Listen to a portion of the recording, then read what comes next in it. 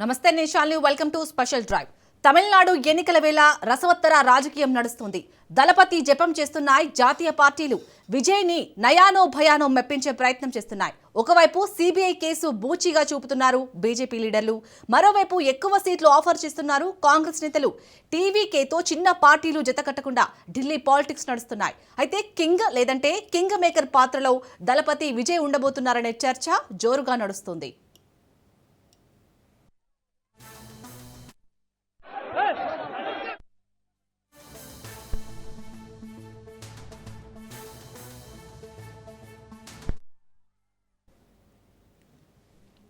తమిళనాట డిఎంకేతో కాంగ్రెస్ పొత్తు కొనసాగడంపై కొత్త పుకార్లు షికార్లు చేస్తున్నాయి. కాంగ్రెస్ కు తక్కువ సీట్లు ఇచ్చే ఆలోచనలో స్టాలిన్ ఉన్నట్లు తెలుస్తోంది. అందుకే బేరసారాల కోసం టీవీకేను బూచీగా చూపుతోంది హస్తం పార్టీ. అలాగే విజయ్తో పొత్తు కోసం బీజేపీ ఆరాటమనే ఫీలర్లు వదిలింది. అన్నా డిఎంకేను తక్కువ చేసే ప్రయత్నంలో కమలనాథుల అడుగులు శరవేగంగా పడుతున్నాయి. అంతేకాకుండా రామ్ దాస్ ను బీజేపీ కూటమిలో చేర్చుకున్నారు అమిత్ షా.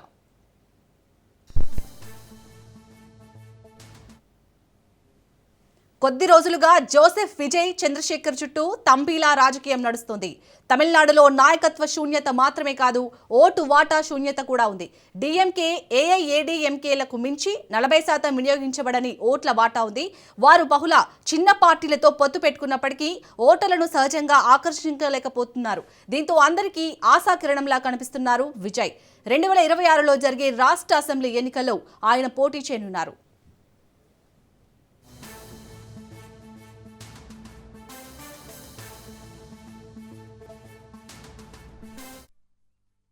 ఇప్పటికే విజయ్ స్థాపించిన తమిళగా వెట్రి కలగం పార్టీకి ఎన్నికల కమిషన్ అధికారిక గుర్తింపు లభించింది. టీవీకే పార్టీ ప్రధాన కార్యాలయంలో ఆయన జెండాను ఆవిష్కరించారు. టీవీకే జెండాలో పైన కింది భాగంలో ఎరుపు, మధ్యలో పసుపు రంగులు ఉన్నాయి. మధ్యలో ఎరుపు రంగు వృత్తాకారం, లోపల శిరీష పుష్పం, చుట్టూ 28 నక్షత్రాలు ఉన్నాయి.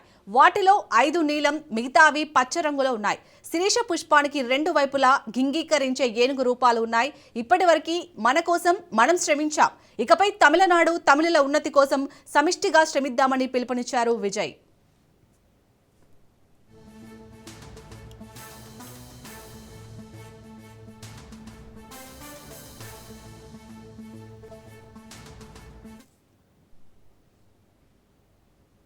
కరూర్ తొక్కిసలాట ఘటనపై సిబిఐ విచారణను ముమ్మరం చేసింది. 2025 సెప్టెంబర్ 27న వేలుస్వామిపురంలో విజయ్ నిర్వహించిన ర్యాలీలో ఊహించని విధంగా జనం పోటెత్తారు. తొక్కిసలాటలో 41 మంది ప్రాణాలు కోల్పోగా వందలాది మంది గాయపడ్డారు. ఆ దుర్ఘటన దేశవ్యాప్తంగా పెను సంచలనం సృష్టించింది. ఇక విజయ్ చివరి సినిమా జననాయకుడిపై పొలిటికల్ ఎఫెక్ట్ పడింది. సెన్సార్ సర్టిఫికెట్ రాకుండా చేసిందెవరనే చర్చ మొదలైంది. విజయ్ది ఒంటరి పోరాటమా, జాతీయ పార్టీలతో జట్టు కడతారా అనే ప్రశ్నలు సర్వత్రా వినిపిస్తున్నాయి. అయితే జాతీయ పార్టీల పొడగిట్టని తమిళ ద్రవిడ సిద్ధాంతం టీవీకే ఎటువైపు తీసుకెళ్తుందో చూడాలి. రైట్, ఇక ఇదే అంశంపై పూర్తిగా డీటెయిల్ గా డిస్కస్ చేస్తారు మా input editor Srikanth. Over to you.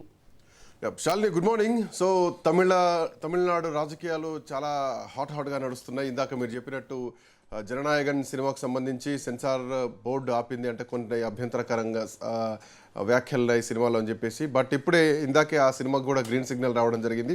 ఇక తమిళనాడులో జననాయకన్ సినిమా రిలీజ్కు సిద్ధమవుతోంది. సో ఇట్లాంటి నేపథ్యంలో ఇందాక మీరు చెప్పినటువంటి పాయింట్లో కరూర్ ఘటన ఏదైతే ఉందో 41 మంది చనిపోవడం, సో ఆ విషయంలో కూడా సిబిఐ నోటీసులు జారీ చేసింది విజయ్కి. ఈ అంశం ఇట్లా ఉంటే, పొలిటికల్ అంశం ఇట్లా ఉంటే కనుక తమిళనాడులో టీవీకే పార్టీ ఒక సంచలనం, ఒక ప్రభంజనం సృష్టించబోతోందా అన్నది ఒక చర్చ ఇప్పుడు దేశవ్యాప్తంగా నడుస్తోంది. తమిళగ వెట్రి కజగం పార్టీ స్థాపించి ఆల్మోస్ట్ 1 సంవత్సరం పైగా కాలం గడిచింది. సో కాలం గడిచిన తర్వాత ప్రజల్లోకి వెళ్తున్నారు విజయ్, బహిరంగ సభలు పెడుతున్నారు. బహిరంగ సభల్లో కూడా ఆయన జనాలకు ప్రశ్నలు సంధిస్తున్నారు. ఆ ప్రశ్నలకు సమాధానం జనాలనే వెతుక్కోమంటున్నారు. ఆయన మాట్లాడేటువంటి విధానం కూడా అదే ఉంటుంది. లయన్ ఈజ్ ఆల్వేస్ లయన్ అంటున్నారు. ఈవెన్ అడవిలో ఉన్నా కానీ సింహమే అని చెప్పేసి తను మాట్లాడుతున్నటువంటి మాటలు చాలా సూటిగా పోతున్నాయని చెప్పాలి. మరోవైపు తమిళనాడులో పొలిటికల్ లెక్కలు మొత్తం మారిపోతున్నాయి, పొలిటికల్ ఈక్వేషన్స్ మొత్తం కూడా మారిపోతున్నాయి. కొన్ని సర్వేలు ఏవైతే కొన్ని ప్రతిష్టాత్మకమైనటువంటి సంస్థలు కానీ ఈవెన్ లయోలా ఇచ్చేటువంటి సర్వేలు ఏవైతున్నాయో అవి అటు డిఎంకేకు ఇటు ఏఐడిఎంకేకి అటు భారతీయ జనతా పార్టీ గుండెల్లో రైళ్లు పరిగెత్తుస్తున్నాయని చెప్పడంలో ఎట్లాంటి సందేహం లేదు. సో దళపతి ఒక టర్న్ తీసుకున్నారు, పొలిటికల్ టర్న్ చేంజ్ అయిపోయింది. తమిళనాడు ప్రజలు విజయ్ వైపు చూస్తున్నారు అని సర్వేలు చెప్తున్నటువంటి నేపథ్యంలో పొలిటికల్ ఈక్వేషన్స్ వెంటనే మారిపోతున్నాయి. సో ప్రజలు ఒక ప్రత్యామ్నాయం కోసం చూస్తున్నారా? ఒక ఎంజీఆర్ లాంటి చరిష్మా, ఒక ఎన్టీఆర్ లాంటి చరిష్మా ఈరోజు చాలా కాలం తర్వాత, అంటే గతంలోనే నిజానికి రజనీకాంత్ రావాల్సి ఉండే, బట్ ఆయన ఆరోగ్య కారణాల రీత్యా, ఆయన వయస్సు రీత్యా ఆయన రాజకీయ అడుగులు వేసినట్టే వేసి మళ్ళీ వెనక్కి తీసుకున్నారు. సో ఆ తర్వాత మళ్ళీ విజయ్ వస్తున్నారు. విజయ్ కూడా ఎంజీఆర్ ఇన్స్పిరేషన్గానే తీసుకొని ఆయన ఎంజీఆర్ ప్రస్తావనను తీసుకొస్తూ మధురైలో పెట్టినటువంటి భారీ బహిరంగ సభ ఏదైతుందో ఆ సభలో తనను తాను ఎంజీఆర్గా పోల్చుతూ తనను ఎంజీఆర్ స్థాయిలో చెప్తూ అసలు ఏఎన్డీఎంకేని ఎక్కడ తన స్థాయిలో కూడా ఊహించుకోలేదు.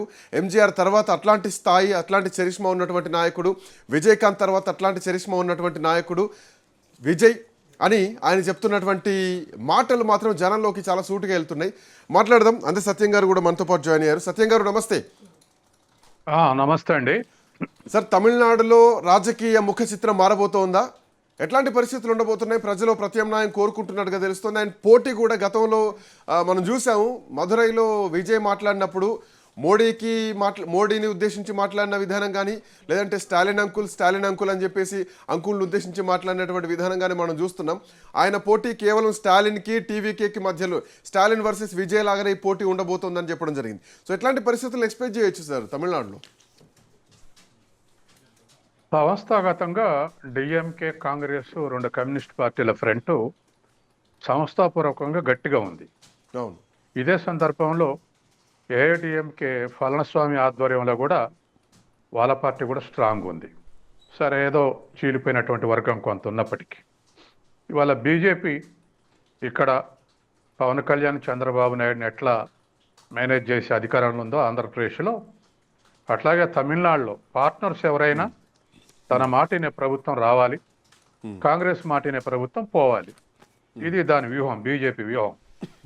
తర్వాత పెరియార్ రామస్వామి మొదలైనటువంటి హేతువాదుల, తర్వాత ద్రవిడ నాగరికత, కరుణానిధి, ఎంజి రామచంద్రన్, ఇటువంటి దాంతో ప్రజల్లో ఒక సంస్థాపూర్వకమైనటువంటి ఆ థియరటికల్ బ్యాక్గ్రౌండ్ ఉంది, అంటే సైద్ధాంతికపరమైనటువంటి బ్యాక్గ్రౌండ్ ఉంది.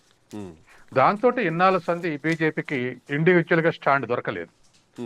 కాబట్టి ఇవాళ బీజేపీ ఖచ్చితంగా ఇప్పుడు గతంలో పోయిన ఎన్నికల్లో రెండు ఏఐడిఎంకే వర్గాలను కలిపి ఉంచడంలో బీజేపీదే విజయం. లేకపోతే అవి చీలిపోయేవి ఆనాడే.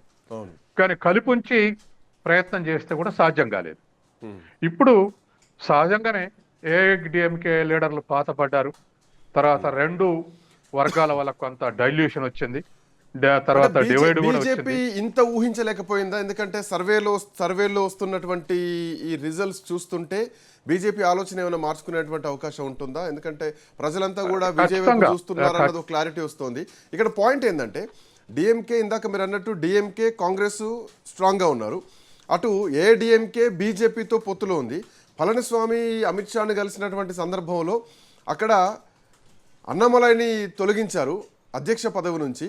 ఆ తర్వాత పళనిస్వామి నుంచి ఏఐడిఎంకే నుంచే పోయినటువంటి వ్యక్తినే నయనా నాగేంద్రన్ని అక్కడ అధ్యక్షుడిని చేశారు. సో ఇక బీజేపీ, ఏఐడిఎంకే కలిసి ఎన్నికల్లోకి వెళ్ళబోతున్నారు. ఈసారి విజయం వాళ్ళదే అన్నటువంటి ధీమాకు వచ్చేసారు. బట్ ఇప్పుడు ఆల్ ఆఫ్ సడన్గా విజయ్ ఎంట్రీ కానీ, ఈ సర్వే రిపోర్ట్లు కానీ చాలా చేంజ్ ఓవర్స్ తీసుకొస్తున్నాయి.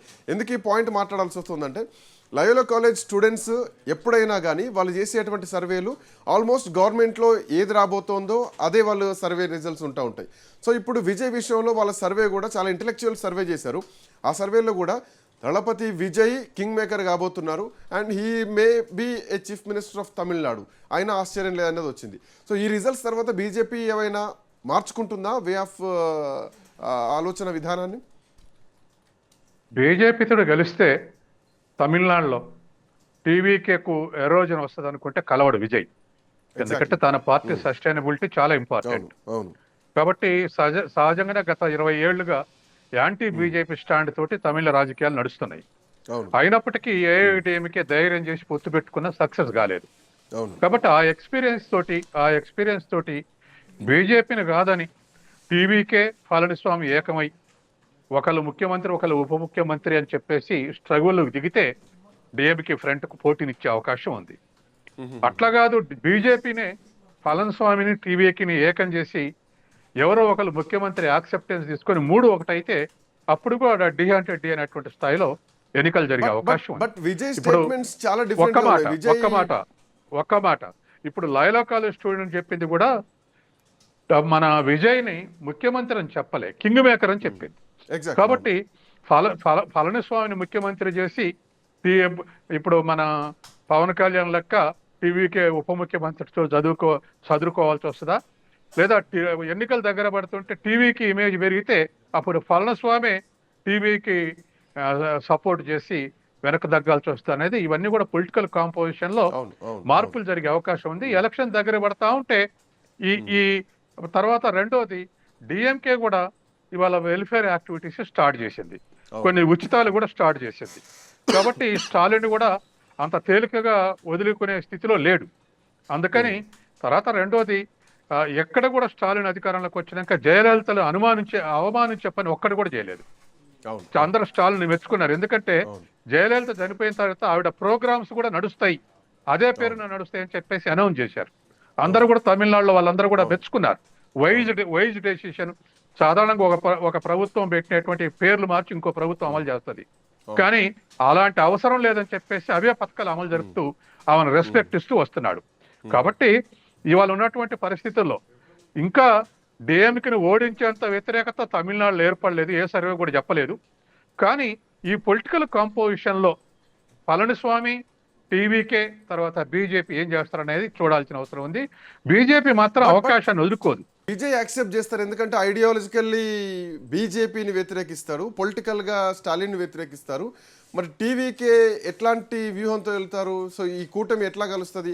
ఎందుకంటే ఆయన మాట్లాడారు పెరియార్ రామస్వామిని కానీ ఇంకో కొంతమంది అంటే రాజకీయాలకు అతీతంగా మాట్లాడినటువంటి వ్యక్తులతో ఇన్వాల్వ్ చేసి మాట్లాడారు. అండ్ మోర్ ఓవర్ ఎంజీఆర్ని ఇన్స్పిరేషన్గా తీసుకొని ఆయన మాటలు మాట్లాడారు. అండ్ మధురైలో మాట్లాడినట్టు ఈవెన్ విజయకాంత్ విషయం కూడా మనం తీసుకోవాలి. ఎంతలేదన్నా విజయకాంత్ ఆయన ప్రజల గుండెల్లో, ఆ మధురై ప్రాంత ప్రజల గుండెల్లో ఉంటారు. ఓ 10% ఓట్లు చీల్చినటువంటి వ్యక్తి, ఆల్మోస్ట్ ఒక 5 అసెంబ్లీ స్థానాలు కూడా ఆయన గెలిచినటువంటి వ్యక్తి. ఆయనను కూడా ఆదర్శంగా తీసుకొని మాట్లాడుతున్నారు. సో ఈయన మాటల్లో ఎక్కడా కానీ బీజేపీతో కొంత సయోధ్య అన్న మాటలు ఏం కనిపించట్లేదు. Enemy is confirm clear DMK. ఇప్పుడు ఎంజి రామచంద్రన్ గురించి మాట్లాడినా, విజయకాంత్ గురించి మాట్లాడినా వాళ్ళ ఫాలోయింగ్ లో ఒక పార్టీ ఉంది, ఏఐడిఎంకే ఉంది.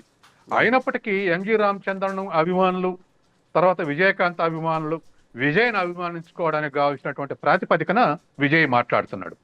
కాబట్టి వ్యక్తులుగా ఇష్టపడేటువంటి వాళ్ళు ఇద్దరిని కూడా, ఎందుకంటే ఇప్పుడు ఎంజి రామచంద్రన్ అనేది తమిళనాడు పాలిటిక్స్ లో ఐకాన్. తన వ్యక్తిగత ఫాలోయర్స్ ఉన్నారు, విజయకాంత్ వ్యక్తిగత ఫాలోయర్స్ కూడా ఉన్నాడు. సహజంగానే విజయ్ వాళ్ళని ఇష్టపడుతున్నారు అంటే వాళ్ళ సానుభూతి పరులు విజయ్ సానుభూతి పరులుగా మారేందుకు వేసుకున్నటువంటి ఎత్తుగడని. కాబట్టి ఇవాళ దగ్గరకు వస్తా ఉంటే, ఎలక్షన్స్ దగ్గరకు వస్తా ఉంటే ఈ బలపడటం అనేది ఎటు బలపడుతుంది ఏమిటి అనేటువంటి చూడాల్సిందే.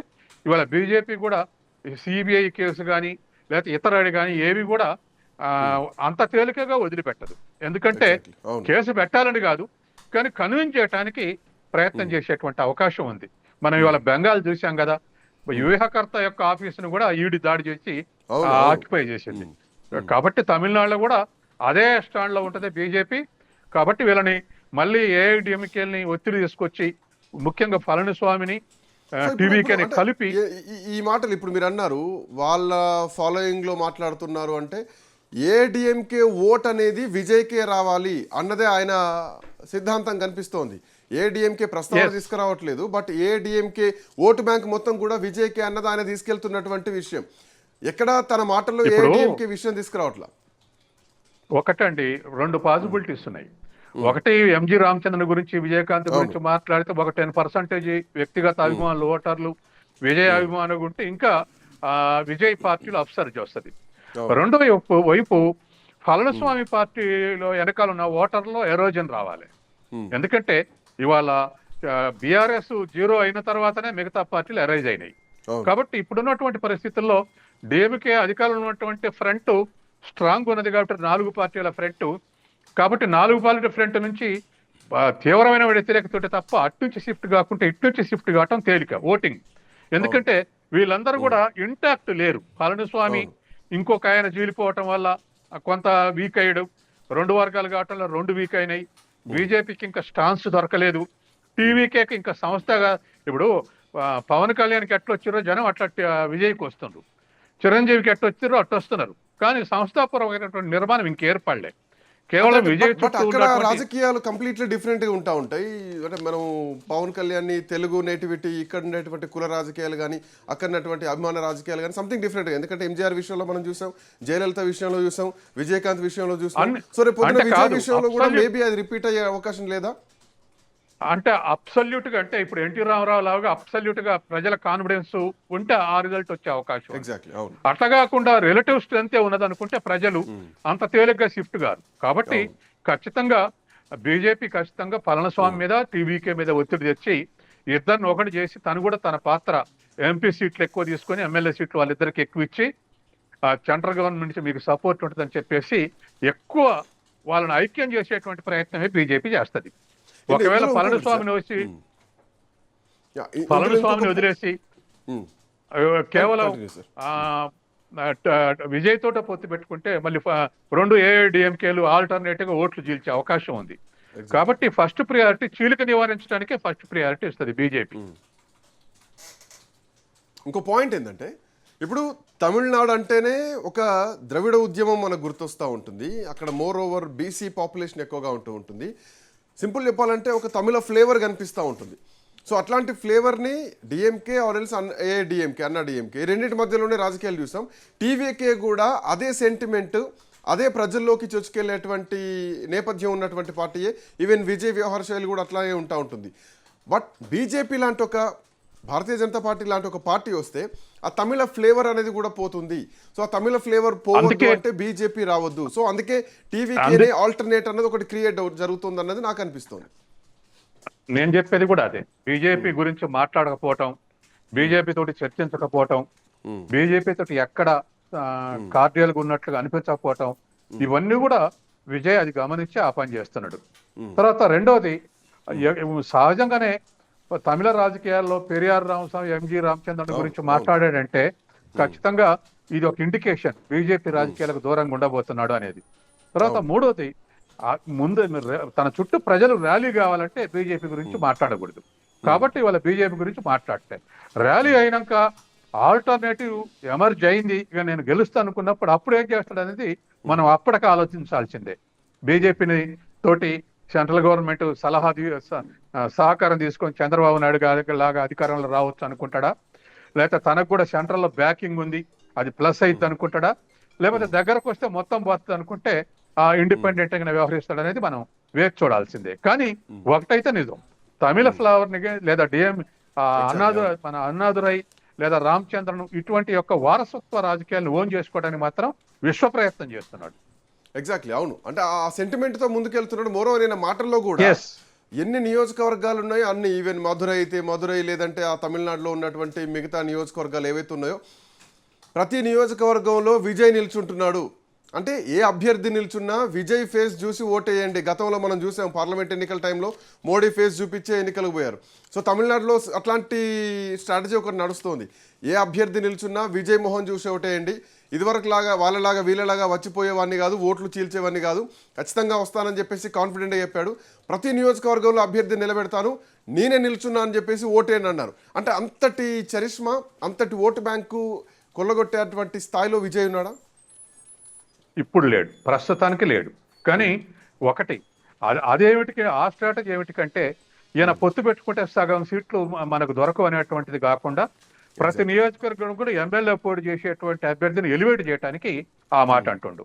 ఎందుకంటే పొత్తు పెట్టుకుంటాడు, ఇంకొకరితో పొత్తు పెట్టుకుంటుంటే సగం మంది జారిపోతారు.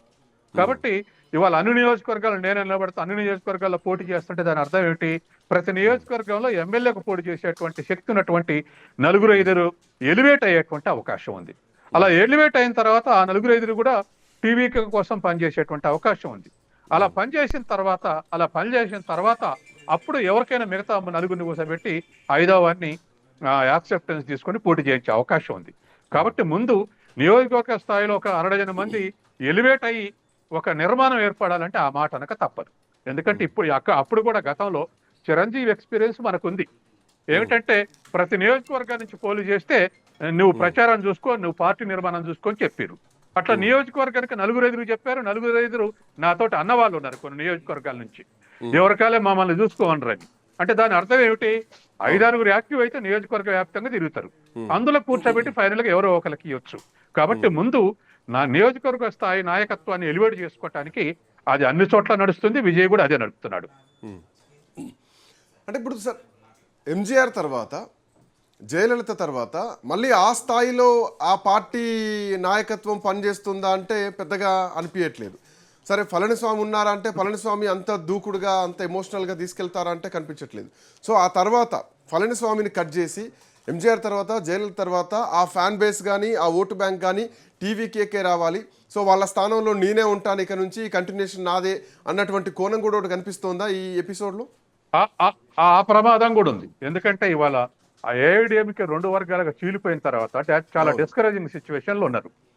అదే డిస్కరేజింగ్ సిచ్యువేషన్ లో ప్రజలు ఇంకా వీళ్ళిద్దరు కొట్టుకుంటున్నారు, వీళ్ళిద్దరి మధ్య ఉంటాం, మనం గెలవటం అసంభవం అని చెప్పేసి వాళ్ళ నుంచి షిఫ్టింగ్ వస్తే మాత్రం there is a danger from TVK to DMK. అది అటువంటి షిఫ్టింగ్ వస్తే అట్లా కాదు, వాళ్ళ వర్గాలని తర్వాత వాళ్ళ జనాన్ని వాళ్ళ నిర్మాణాన్ని కాపాడుకుంటున్నారంటే అంత తేలికగా టీవీకేకు షిఫ్ట్ అయ్యేటువంటి అవకాశం లేదు. కాబట్టి ఏఐడిఎంకే యొక్క యాక్టివిటీని బట్టి టీవీకేకు షిఫ్ట్ అయ్యేటువంటి నేచర్ని మనం ముందు చూడబోతున్నాం. అంటే మొన్న తొక్కిసలాట జరిగినప్పుడు కూడా విజయ్ వెంటనే అక్కడి నుంచి వెళ్ళిపోయాడు. అంటే ఉంటే ఇంకెక్కువ ఇబ్బందులు ఎదురవుతాయని చెప్పి, సెక్యూరిటీ ఇబ్బందులు అవుతాయని చెప్పేసి తర్వాత కొంత గ్యాప్ తీసుకొని ఆ కుటుంబ సభ్యులను కలిసినప్పుడు కూడా వాళ్ళకు నష్టపరిహారం ఇచ్చేటువంటి ప్రయత్నంలో మాకు డబ్బులు వద్దు, మీరు వచ్చారు అదే చాలన్నటువంటి ఒక మాట చాలా బాగా అంటే దేశం మొత్తం సర్క్యులేట్ అయింది. సో విజయ్ని ఎంత అభిమానిస్తున్నారు అన్నది అక్కడ అర్థమైంది. Point number 1. అండ్ ఇదే టైంలో జననాయకన్ సినిమా విషయంలో సెన్సార్ బోర్డు అడ్డు చెప్పడం, కేంద్రాన్ని ఏదో విమర్శిస్తూ మాట్లాడారని చెప్పేసి అట్ సేమ్ టైం అదే ఘటనలో సిబిఐ నోటీసులు ఇస్తున్నారు విజయ్కి. అండ్ విజయ్ కూడా నేను సిబిఐ ఎంక్వైరీ కోరుతా అని చెప్పేసి ఆ విషయంలో అనడం.